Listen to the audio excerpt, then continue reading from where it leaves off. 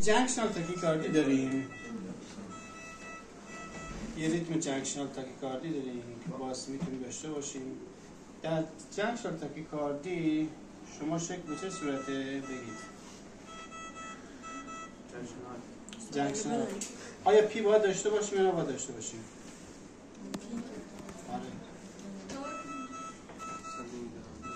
صد نمیدونم. در جنکشنال تاکیکاردی پی سه حالت داره، یا پی نداریم، یا پیمون اینورته، یا پیمون میفته بعد از چی؟ آر. از تنها جایی که پی میفته بعد از آر میتونه تو ریتم جنکشنال باشه، بین دهلیز و بدمست. الان یک جنکشنال تاکیکاردی فقط آر و تی دارید. یعنی بین آر و اس میفته؟ فقط آر و تی دارید. الان من فریز کنم اینا، ببینید اینجا پی ندارید. اگه پی هم باشه پی یا اینورت یعنی پی برعکسه، یا هم در اصل فقط آر و تی دارید. پس این که بحث این که محل به اصطلاح ریتمی که ریتم جنکشنال هستش کجای اون گره باشه، اون دسته باشه، شاخه باشه، میتونی یا پی داشته باشیم، پی برعکس باشه، یا پی بیفته بعد از هارمون، یا هم که چی؟ دست پی نداشته باشیم. این شرایط میتونیم داشته باشیم. الان این ریتمی که الان بهتون نشون دادم ریتم ونتریکولار تاکیکاردیه. خب تو کلاس درسم توضیح دادم خدمتتون. در ونتریکولار تاکیکاردی مثل که شما یک کانون اکتوپیکی در انتهای کلاس درستون که بعدون بود چیکار میکنه؟ شروع میکنه هدایت قلب و عضله میگیره. تابوسو بندازینش بیرون. داره مولاژر اذیت میکنه. مولاژر اذیت نکنه. اون بچه گناه داره. پس در بیشتر که ونتریکولار تاکیکاردی یه ریتمه. گوش بدید بچه‌ها. همیشه گره اس ای پاس میشه، ای وی میگیره رد میکنه. این میشه سینوس تاکیکاردی که الان دیگه سینوس تاکیکاردی بذار هر پی یا آر شما داشته. بچه‌ها این آروم باشید گوش بدید پسر خوب. بذار هر پی یا آر شما دارید. درسته؟ در ونتریکولار تاکیکاردی گره اس ای پالس میفرسته، گره ای وی پالس میفرسته، یک کانون اکتوپیک در بعد شروع میکنه هدایت قلب و واحده میگیره. چون منشأش از بطن آرهایی که پیدا میشه چی هم؟ ببینید آرهایی که در اصل پی وی سی های پشت سر هم هستن، آرهای امواج ضخیم اینجا شما میبینید. این میشه بیتک دو حالت هست، یا با نبض یا بدون نبض. الان شما نبض چک میکنید، این بیمارتون الان نبض داره، بیتک هم هستش. ببینید بیتک با نبض و بیتک بدون نبض. یک کانون اکتوپیکی، این کانون با چی بشه؟ سرکوب بشه. در هر دو شوک میدن. منتها در بیتک با نبض شوک با ژول کمتر، شوک سینکرونایز میدن، ولی در بیتک بدون نبض شوک میدن و شوک از دفیبریلیشن میدن، با ژول بیشتر میدن. این تفاوت. مگه بدون نبضش فقط دارو درمانی نبود؟ آنها دارو با نبضش دارو بود. شما بالای سر بیمار که حاضر میشید اگه بیتک بود اولین کاری که انجام میدید نبض بیمار باید چک کنید. درسته؟ نبض نداشت، نبض سنترال نداشت، یعنی چی؟ بیتک بدون نبض. بیتک بدون نبض اصلا میگن همون وی اف. چون در هم بیتک بدون نبض هم وی اف هر دو کاردیاک اوتپوت چیه؟ صفره. رونده قلبی صفر. فعالیت الکتریکی هست ولی فعالیت مکانیکی اینجا نیست. خب چه کار میکنیم؟ تو گایدلاین CPR گفته بودیم وقتی شما بالای سر بیمار حاضر میشید اگر دسترسی به دستگاه دیسی شوک هست، مانیتورینگ هست، بیمار داره مانیتورینگ میشه، ریتم رو نگاه میکنید، نبض چک میکنید. اگه که نیست، به محضی که بالای سر بیمار حاضر میشید بیمار هوشیار نیست، میاد چیکار میکنید؟ نبض و تنفس چک میکنید. دارد یا ندارد؟ اگه نداشت تا قبل از اینکه تیم CPR بالای سر بیمار حاضر بشه کار شما چیه؟ 2 دقیقه ماساژ. اصول ماساژ بعد بهتون میگم. پس 2 دقیقه ماساژ میکنید تا زمانی که تیم CPR بالای سر بیمار حاضر بشن. به محض اینکه تیم CPR بالای سر بیمار حاضر شدن بیمار مانیتورینگ میشه و از اون ور اولین کار شما شوک باید بدید. یعنی تو 2 دقیقه اول تا زمانی که تیم حاضر بشه کار شما فرد ماساژ. به محض اینکه اومد باید چیه؟ این پارازیت داره میزنه دستگاه خاطر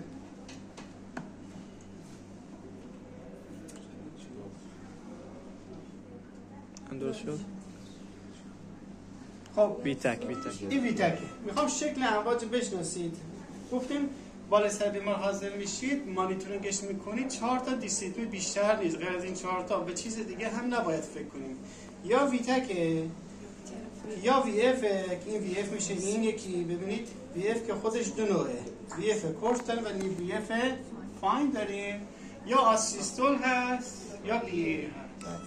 یه از این 4 تا چیز دیگه هم در ویتک و وی اف چیکار میکنید؟ اول کار شما تشخیص دادید. استاد این الان چیه؟ فاینه؟ وی اف هستش. فاین هست یا کورس؟ نه وی اف فاین هست. وی اف کورس ضخیم تره. ببینید این هم وی اف کورس دارید شما. فرقشون فقط داخل شکل امواج است. امواج بلندتر ولی امواج بد شکلن. هم در ویتک هم در وی اف کاردیاک بود صفر. پس کار شما چیه؟ یه شوک میدید با هدف چی؟ اون قانونی که وی اف رو ایجاد کرده، ویتک ایجاد کرد، اونا سرکوب کنید تا هدایت قلب و کی به عهده بگیره؟ گیره پس این کار انجام دید. حالا میخوام شوک بدیم. روش به چه صورت هست؟ ببینید در شوک دادن دستگاه یا ایدی هست که مثل اینه، یا همین که چی؟ دستگاه دیسی شوک دارید شما. خود دستگاه دیسی شوک. یا از پدل استفاده میکنید، اینا میشن پدل. یا نه از قبل پد به بیمار وصل یا پد دارید. درسته؟ پد مثل همین پدل است. 2 تا چسلید پهن بزرگ هم کنای استرنوم و ارتش قرار میشه، وصل میشه به جایی. اینا بهش میگن پدل. اگر از پدل استفاده میکنید همه اقدامات شما روی دسته دیده شده. ستاپتون روی دیده شده. به چه صورت؟ روی قسمتی که استرنوم نوشته مثبت منفی. درسته؟ این میشه سلکت انرژی شما. شماره 1 شما. شماره 2 شما شارژ هست اینه و شماره 3 شما چیه؟ تخلیه هست. خب سلکت انرژی چند جول باید بدیم؟ قبل از اینکه بخواد شوک بدید همیشه حواستون باشه اگه بیمار مانیتورینگ نمیشه این ستاپ دستگاه باید روی قفسه سینه بیمار انجام بشه. یعنی ترتیب اقداماتون نیاد اینجا سلکت انرژی کنید، بلند کنید، شارژ کنید، اینجا تخلیه کنید. چه بسا همین که شما دارید چیکار میکنید برداشتید ریتم بیمار عوض میشه. پس و احتیاطات باید در نظر بگیرید. پس قرار میدید سلکت انرژی چند جول میدین؟ در یه فرد بزرگسال حد اکثر جول دستگاهتون از 120 به بالا باید باشه. درسته؟ در بچه ها 2 جول پر کیجی، 4 جول پر کیجی، نهایتاً 10 جول پر کیجی. ما میام چیکار میکنیم؟ شوک میدیم. خب به محض که سلکت انرژی کردید دستگاه اومد روی چیز، دکمه شارژ رو که میزنید، دکمه شارژ که بوق ممتد رو باید بشنوید. اون بوق ممتد رو شنیدید یعنی چی؟ یعنی دستگاهتون شارژ هست. و بعد تخلیه. اصول تخلیه کردن دستا صاف کشیده باشه، از قبل ژل زده باشید. روی هر کدوم از پدل ها 8 تا 10 کیلوگرم وزن فشار وارد کنید. به لوری، به ترکی، به فارسی بگید از تخت بیمار فاصله بگیرید. 2 تا 3 بار. آره. عربی. بگید از تخت بیمار فاصله بگیره تا کسی بیمار بحث نباشه. بهتره که ملافه بیمار خیس نباشه. اکسیژن سنترال رو لحظه که بخوان شد بدین بهتره ببندید.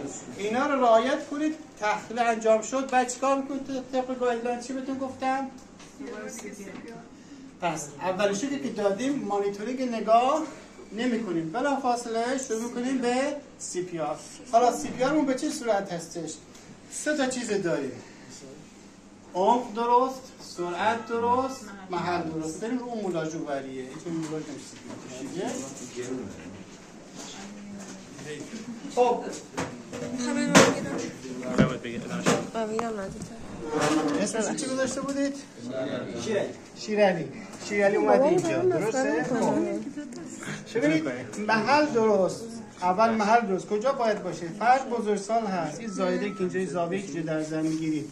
اگه اصولش بخواید 2 تا 3 انگشت بالاتر کف دستتون رو میزنید. در بزرگسالان. اگه نه در بزرگسالان میخواید حالا عدد دقیق نباشه، دقیقاً دستتون رو میذارید وسط قفسه سینه. ببینید دست مغلوبتون روش به صورت. دست غالب زیر، دست مغلوب روش باشه. کاری که انجام میدید این در بزرگسال بود، این محل اینجاست. بس در بچه ها چی محل چیه؟ نه که دوتا نیپل رو به هم وصل میکنید، وسط اون میشه محل ماساژ شما. خب میشمارید به لوری، به ترکی، به فارسی میشمارید و همینجور خود عربی عربیش هم بگید، هم مشکلی نداره. الان با اکسیژن وصل بیمارم؟ این فعلا آدمکیه که باید وصلش کنیم.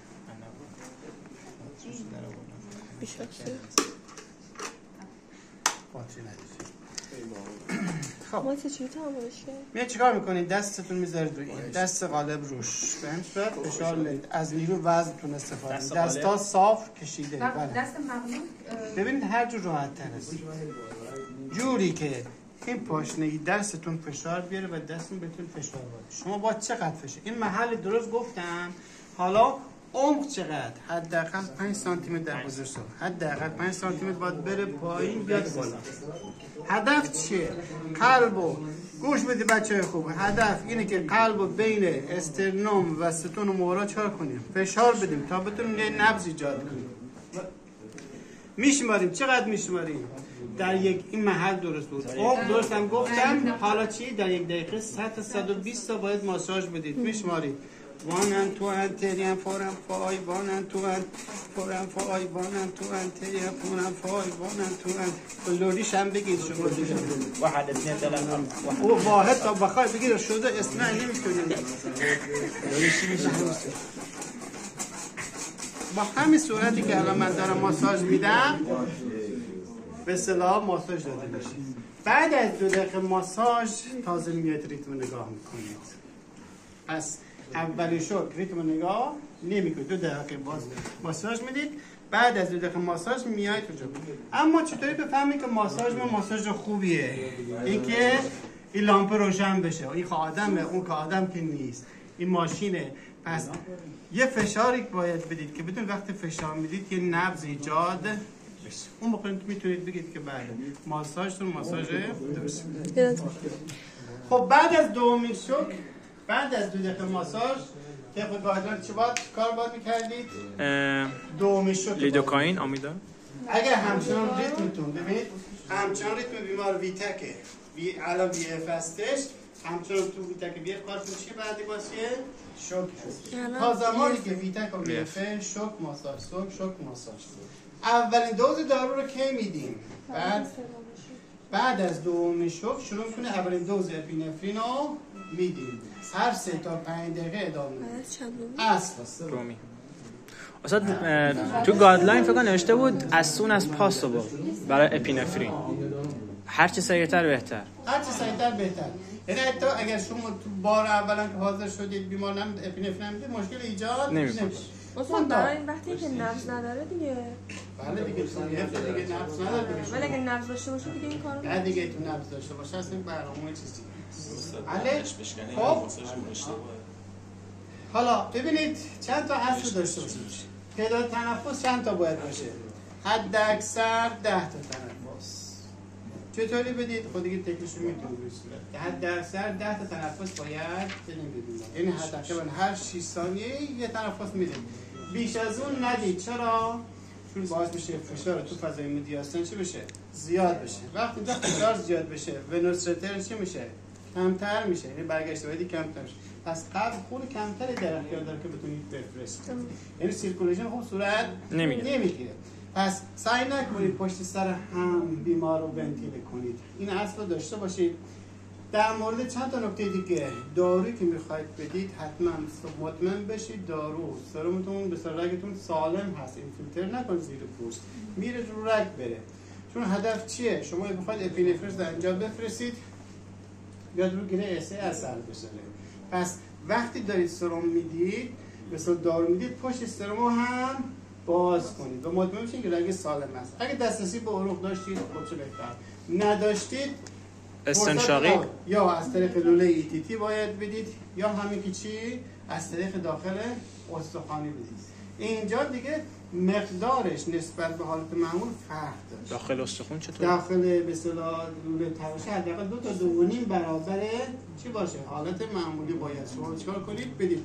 وقتی هم اپینفرین اونجا میذید تو لوله تراشه پشتش بهتر یه مقدار سرم یا اینکه یه آمبوبگ هم بزنید تا این کامل بره روی ریه و چی بشه؟ جذب بشه. حالا تا اینجا؟ بله. خب بیایم اینجا. پس من اینو گفتم میخوام بقیه دیسیتمی ها رو بهتون بگم و بعد یکی بیاد دیگه تمرین کنید تو بحث. اما چند تا نکته در مورد دیسیشوک هم بهتون بگم. ببینید اگر دیدید شوک تخلیه نمیشه شک کنید به 2 مسئله. یک، یا ترتیب اقداماتتون درست نیست، یعنی سلکت انرژی کردید، دکمه شارژ رو نزدید یا دستگاه شارژ نشده دارید تخلیه میکنید، یا همین یه دکمه داره دکمه سینک هستش حالا تو این پیدا نیست، دکمه سینک آف آن نکردید. یه دکمه سینک میاد چیکار میکنه؟ تفاوتش شوک کاردیوورژن با شوک دیفیبریلیشن تو همین دکمه سینک هستش. اگه سینک روشن باشه اون میشه شوک سینکرونایز. شوک سینکرونایز یعنی چی؟ یعنی این بیاد چیکار کنه؟ فعالیت الکتریکی بیمار رو دتکت کنه و هر جای موج بلندی دید رو اون تخلیه کنه. وقتی که شما دارید میدید میبینید که این دستگاه هر چی میگرده یه موج بلند پیدا نمی‌کنید، پس تخلیه صورت نمیگیره. پس اگر دیدید تخلیه صورت نگرفت شک کنید به این یا دکمه سینکتون آف هست یا آن هستش. یه لحظه عوض کنید و بعد شوکتون رو باز دوباره شکل کنید تخلیه رو انجام بدید. حله؟ خب پس این حالا اولین دوز اپینفرین گفتیم هر 3 تا 5 دقیقه. بعد چی؟ آمیدارون لیدوکاین. آمیدارون دارید که بعد از سومین شوک که 300، دوز دومتون بعد از پنجمین شوک 150. اگر که خواستید ادامه بدید به جای آمیدارون میتونید لیدوکاین استفاده کنید. دیگه بیش از این 2 تا دوز هم دیگه شوک سوم تا چند بار شوک می‌کنید؟ تا هر تعداد تا زمانی که حداقل 35 دقیقه نیاز است، تا زمانی که بیمار ویکا کنه بیرفته باید شوکو. اگر آسیستول پی ای بود که دیگه فقط کارتون چیه؟ ماساژ و دارو هستش. پس من سعی کردم اینو خیلی ساده بگم، نکات ریز شد دیگه خودتون توی جزوه و توی مطالبی که بهتون گفتیم بخونید.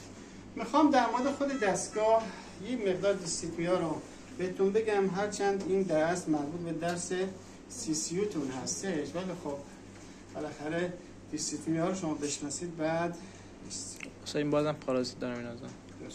استاد VF چند تا قانون بود که تعداد قانون‌ها زیاد و چند تا هم دارن؟ بله میتونه منشأش مثلا چند، اصلا VF یعنی چی؟ یعنی تعداد قانون الکتروفیل در بدن بیش از 2-3 تاست. ولی بیتک یکی.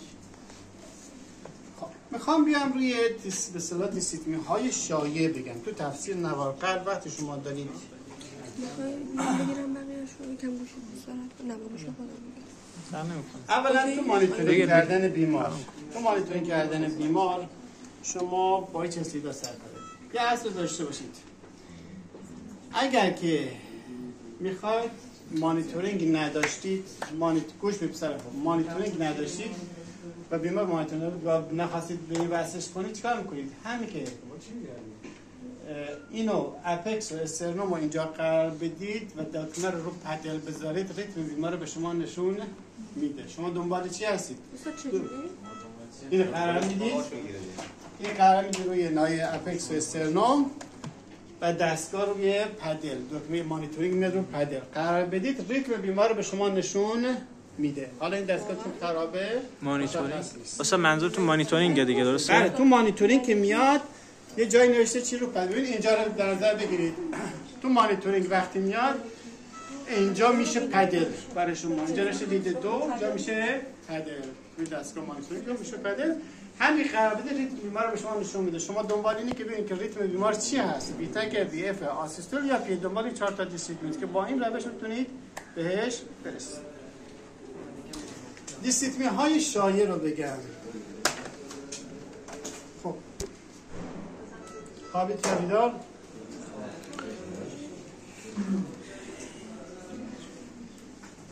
با ما هستید؟ بله الان این ریتم سینوس درسته؟ خب بعد ریتم سینوسی چی داریم؟ بگید سینوس تاکیکاردی داریم، سینوس برادیکاردی داریم، سینوس ارست داریم، درسته؟ و سینوس اکس بلاک داریم. شما اینو تو سیسی خوندید. ببینید بله. اصلا این الان چیه؟ ریتم سینوسی هستش. حالا یه مقدار پارازیت داره دستگاه ولی ریتم سینوسی هست. ریتم سینوسی یعنی چی؟ به ازای هر پی یا آر شما دارید. ریتم سینوسی یعنی به ازای هر پی یا آر دارید. ببینید هر پی یا آر داره. تعداد ضربان 60 تا 100 تاست و فاصله آر برابر فاصله پی برابر هستش. اینجا من فریز میکنم. ببینید اینجا پی برابر آر برابر به ازای هر پی یا آر دارید. ریتم سینوسی هست. میخوام بیام روی ریتم های سینوس تاکیکاردی که دیدید. سینوس برادیکاردی همون میشه با تعداد ریت کمتر. خب درمان تاکیکاردی برادیکاردی و علتش هم خودتون بخونید. میام بعد ریتم های دهلیزی. ریتم های دهلیزی چی داریم؟ بگید به من. یکی فلاتر دهلیزی هست. بله. بله. خب این فلاتر دهلیزی است. فسفر نسوزونه. این فلاتر دهلیزیه. یه مقدار پارازیت داره درستش میکنم. ولی این فلاتر دهلیزی. فلاتر استاد مثل همون چیزه؟ فیبریلاسیون؟ فرقش با فیبریلاسیون چیه؟ ببین من الان یه فریز میکنم. ببینید در فلاتر دهلیزی گوش بدید دکتر هستید با من باید به ازای هر ببینید در فلاتر دهلیزی اول ببینیم تو قلب چی میگذره؟ نه میخوام چه اتفاقی داره میفته. یه قانون اکتوبی غیر از گیره اس شروع میکنه هدایت قلب عهده بگیره. سرعت چند تا؟ 300 تا میفرست. وقتی اون 300 تا میفرسته باید برسه به گره ای وی دیگه. درسته؟ گره ای وی میگه که خب 300 تا فرستادی ثابت هم داری میفرستی. پس به ازای هر 3-4 تا که میفرستی من یکی رد میکنم. اینجاست که میبینید نسبت پی اینه که بینشونه اینا میشن امواج پی شما و اونم که میشن آر. هر الان 3:1 یعنی 3 تا پی داریم یا آر داریم. ببینید فرق. پس فاصله آر برابره. چرا؟ چون کانون یکی. چون از یک کانون اومده. از ای وی در واقع داره. آره ببینید گره ای وی آستانه تحمل داره. آستانه تحملش چند تاست؟ بیش از 120 تا 130 تا دیگه نیست. یعنی هر چی از دهلیز بیاد به سمت گره ای وی خیالش راحته. میگه من در یک آستانه دپولاریزاسیون دارم و تو این حد بیشتر نمیتونم رد کنم. پس بیش از 100 تا 150 تا رو رد میکنم. اگر اصلش باشه باید به ازای هر پی آر ما داشته باشیم. ولی گره ای وی نمیتونی، قابلیت رو نداره. کندتره. اصلا خود منیفراتر یعنی چی؟ معنیش چیه؟ فلاتر یعنی چی؟ دندون اره من نمیدونم به فارس به انگلیسی شده. پس شکلش اینه که به ازای هر پی این دندون اره‌ایه دیگه. درسته؟ دست همون تاکیکاردی دهلیزی هستش. به نوعی در نظر بگیرید به ازای هر پی یا آر ما دیگه اینجا نداریم. تعداد پی هامون بیشتر از تعداد آرامون ولی ثابت هست. یعنی تعداد پیم ثابته. اینجا من باید 2 تا ریتم مشخص کنم. بگم پیم دهلیزم با چه سرعتیه؟ بعدنم با چه سرعتی داره پاسخ میده. الان نسبت چند به چند؟ 3:1 یعنی 3 تا پی دارم یه آر دارم. حالا این کانون یکی بود. من کانون عوض میکنم. تعداد کانون ها رو بیشتر میکنم. وقتی تعداد کانون ها در دهلیز بیشتر بشه چه اتفاقی رخ میده؟ میشه آترال فیبریلیشن. فیبریلاسیون دهلیزی. دارید پارازیت برطرف بشه.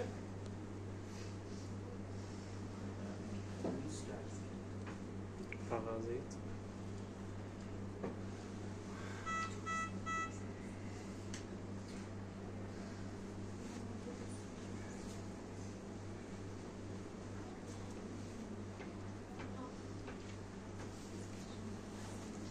زدن فهم حالش بود.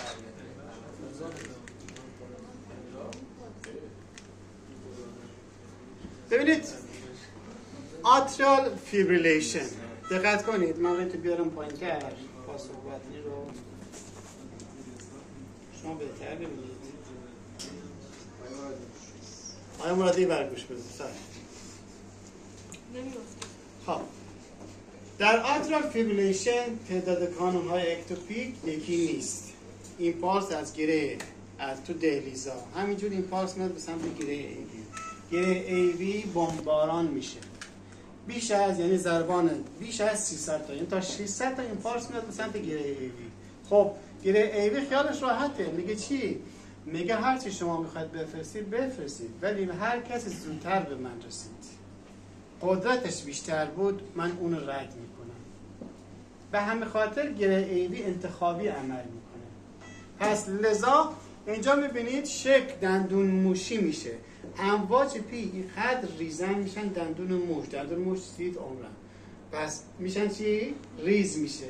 اون دندون اره‌ای بود، این دندون موشی هستش. فاصله آر اونجا برابر بود، اینجا فاصله آر برابر نیست. چرا؟ چون کانون ها متعددن. هر کسی تونسته تا رسیده ردش کرده.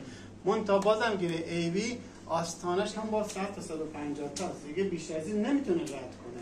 اصلش به این که هر 600 تا کیلومتر 600 تا رد کنه ولی قابلیت گیره ایوی نداره. خب اینجا چه چیزی بیمار رو تهدید میکنه؟ بیمار ببینید الان نبض بیمار رو چک کنید. نبضش فرق داره با یه فرد عادی.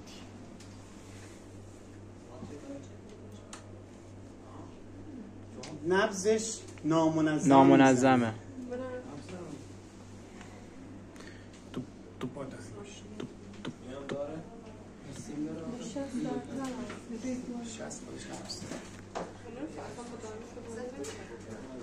هست. ببینید نبض نامنظمه. ضربه چیه پایین؟ رسپیریشن، تنفس هم داره. خب اینجا ببینید پس فرق آترا فلاتر با آترا فیبریلیشن من اینجا بهتون توضیحشو دادم. گفتیم اینجا دو چیز بیمار رو تهدید میکنه. یک کاهش کاردیاک اوتپوت. چرا؟ چون شما خوندید که ان شاءالله یادتون نیست. گفتید که چی؟ قلب اصلا پر نمیشه که دهلیز 75% خون وقتی به اصطلاح دریچه‌های دهلیزی بطنی باز میشن وارد بطن میشه. 75% تو حالت استراحت با اون لگد دهلیزیه. الان اون لگد دهلیزی دیگه ما نداریم. در از دهلیز داره جای چجوری کار میکنه؟ بندری. میلرز. دو پس کاردیاکوتود میتونه تا 25% هم بیاد پایین. خطر چی داریم وقتی تو دهلیز کانترکشن نداریم؟ کانترکشن چی بود؟ خطر تشکیل لخته رو دارید شما. لخته میشه. اون لخته یعنی چی؟ یعنی ترومبو آمبولی. پس دو چیز اینجا بیمار رو تهدید میکنه که باید اینجا گاهی وقتا حتی شوک میدن. اگر که مثلا بیمار هومودینامیکش به هم بریزه، اگر بیمار مستعد باشه من شوک اصلا هم میدن که این کانون رو سرکوب شوک سینکرونایز. بله. خب حله اصلا شد آترال فیبریلیشن. حله. آترال فلوتر رو گفتیم. بلاکای گره ایوی بگم اینا رو؟ بله بله بگم؟ چون خود من گفته بودم؟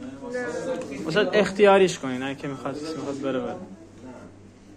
خب بلاکای گره ایوی رو بهتون میگم و چند تا خصوصا دیسیپلین شایع رو بهتون بگم و بعد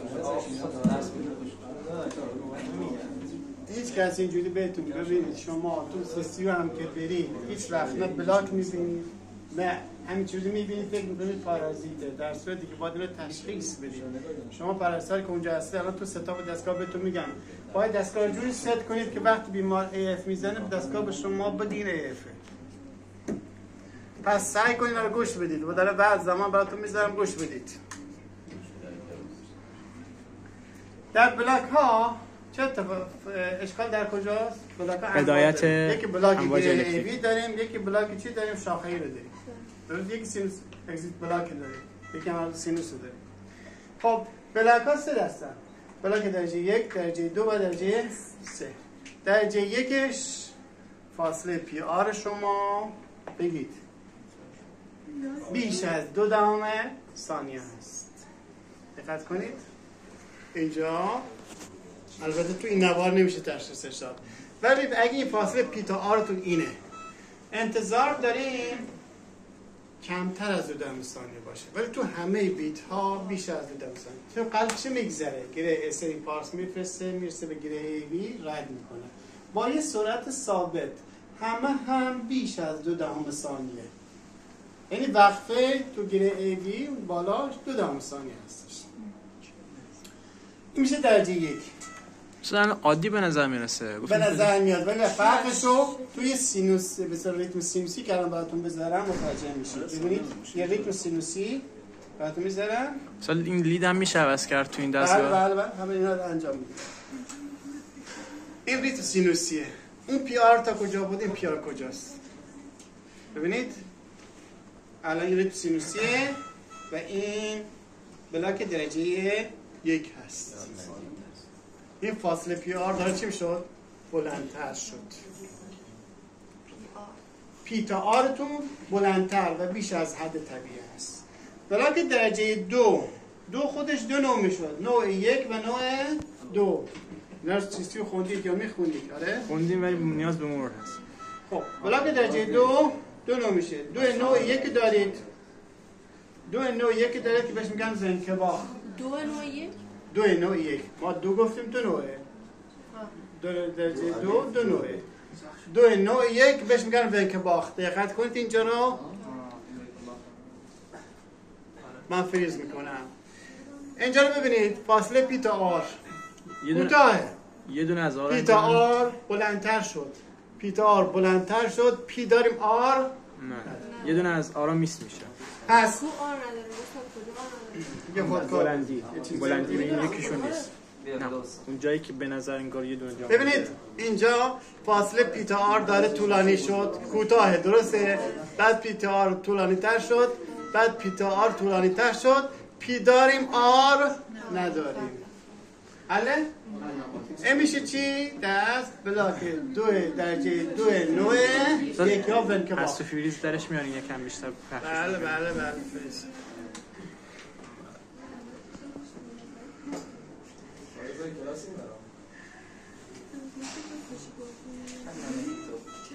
پس 2 نوع 1 ونکباخ. اما 2 نوع 2 یعنی درجه 2 و نوع 2 درسته؟ در 2 نوع 2 فرقش با نوع 1 در چی هست؟ رو تصویر بهتون توضیح میدم. ببینید در اینجا به فاصله پی آرتون ثابت هست، درسته؟ فاصله پی آرتون اینجا ثابت پی دارید آر ندارید. از 2 نوع 2 قبل ثابت نرمال و بعد پی بدون آر هستش. حاله؟ بله. نوع 1 نامنظم آر نداشت، نوع 2 منظم آر نداشت.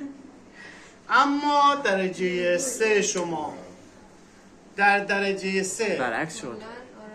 ارتباط پی و آر قبل چرا برعکس شد؟ ریتم برمیگرده، یعنی مسیر حرکت جریان برعکس میشه. مثل که شما یه تیغه بذارید بین دهلیز و بند. دهلیز برای خودش میزنه میرقصه، بندم برای خودش میزنه میرقصه. پس شما مثل یه نوار بردارید فقط پی باشه، یه نوار باشه آر باشه، هر جو اینا رو در کنار هم قرار بدید. اینجا هیچ ارتباطی بین پی و آر پیدا نمی‌کنید. تعداد پی های شما بیشتر از تعداد آر شماست. استاد چرا چیز کیو الان بلندتر از طبیعیه؟ مگه نمیگید خودشون برای خودشون؟ نه ببین آر کار به بلندیش نداشته باشید. مهم این که تعداد پیاتون، حالا من لید عوض میکنم بعد ببینید. لید 1 البته خیلی دقیق نمیشه گفت. این نوع 3 یا کامپلیت هارت بلاک هستش. بلاک کامل هست. یه بلاک کامل هست. ببینید یعنی این پالسا از دهلیز به بعد نمیرسن کلا. ارتباط با هم ندارن. یعنی از دهلیز به بعد نمیاد. گره ایدی خودش میتونه خودش قلب برده بگیره، گره اس ام گره خودش هست. یکیشون بد نمیزنه. آره اینجا دیگه چون ارتباطی است خطر چی داریم؟ خطر تغییرات همودینامیک داریم. تو این بیماران قطعا باید یا پیس میکر بذاریم یا آتروپین بدیم تا ریت بیمار رو بیاریم بالا این ارتباط رو. اینم درجه بلاکه درجه 2. خب حالا دیگه چی داریم؟ من دیسیپلین سینوسی رو گفتم، دیسیپلین دهلیزی رو هم گفتم، بلاک ها رو هم گفتم، دیسیپلین جنکشن رو هم اشاره کردیم. میام رو دیسیپلین های بطنی. تو دیسیپلین بطنی چی دارید؟ بگید. چند تا دیسیپلین بطنی بگید؟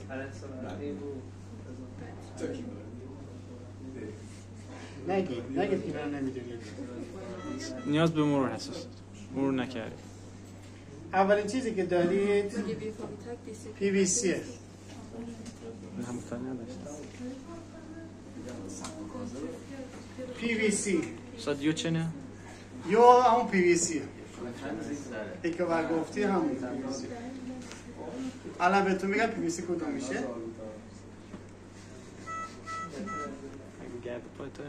ببینید این PVC،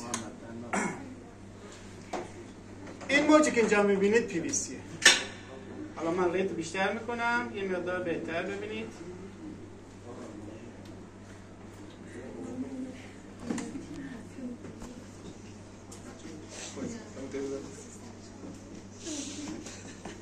چی شده؟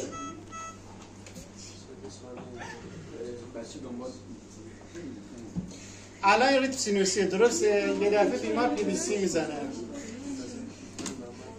این بیتی که اینجا میبینید یه PVCه. ما فردا امتحان داریم، میتونم بیام واسم اینجا؟ امتحان دارید؟ میشه چی؟ PVC. PVC چی بود؟ PVC نمیدونم. پریمچور ونتریکولار کامپلکس یا پریمچور ضربه زودرس بطنی. همیشه باید گیره ایوی پاکس بفرسته درسته بتونه عدد قلب عاده بگیره. گوش به پسر خوب آخر. ولی اگر یک کانون اکتوپیکی در بعد نابجای ایمپالسی بفرست یه فنگی بندازه. تو کلاس درسم بهتون گفتم آخر کلاس یه نفر یه فنگی بندازه، اون یه نفر ایمپالسی که میفرسته اینو ایجاد میکنه. ما اصلا داریم تو قلب میگیم هر کانونی که سرعتش بیشتر باشه قدرتش بیشتر باشه اون میتونه عدد قلب عاده بگیره. تا الان گره استیی داشت کار خودش رو انجام میداد ولی یه دفعه این نمیفرسته یا اون زودتر میفرسته چون اون فنگ انداخته این ایمپالس رو ایجاد کرده. چطوری متوجه بشیم؟